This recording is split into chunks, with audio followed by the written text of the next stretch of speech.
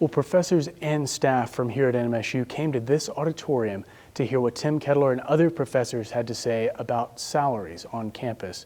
They also had a guest, Dr. Pacheco, the recently elected interim president. As I've seen some of the data that have been shared with me, I see that there has been a precipitous decline in parity, especially since 2005.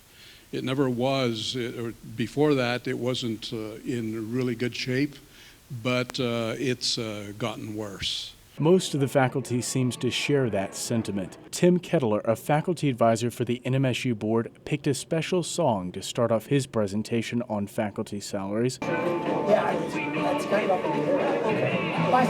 And he's hoping the faculty isn't fooled again by small changes, but wants to see a long-term plan. I think it's important for faculty not to get fooled into thinking that short-term solutions for salaries, such as small increases every several years in faculty salaries, are a substitute for a long-term strategy.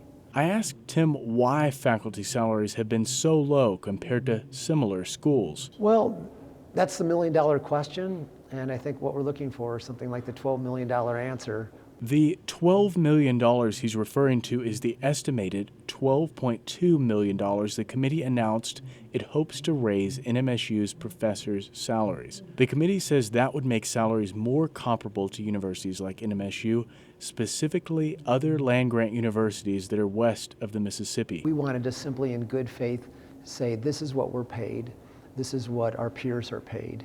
And if there's a discrepancy, and clearly there is, we would like the central administration to work with the faculty and work on their behalf to help bring us up on average to the average level pay of our peers. So I don't think we're interested in negotiating, we're just interested in informing. If we don't compensate faculty adequately, we will not be able to attract faculty, we will not be able to retain faculty, and unfortunately it'll be precisely those faculty who are the most mobile, the most successful, who we won't be able to retain, and that will compromise the mission of NMSU. Chris Erickson, an economics professor at NMSU, says one issue that's unpopular and rarely brought up still needs to be. That's student tuition. I've said this in front of students, and I've been booed and had pieces of chalk thrown at me. So, but I think we had to think about that.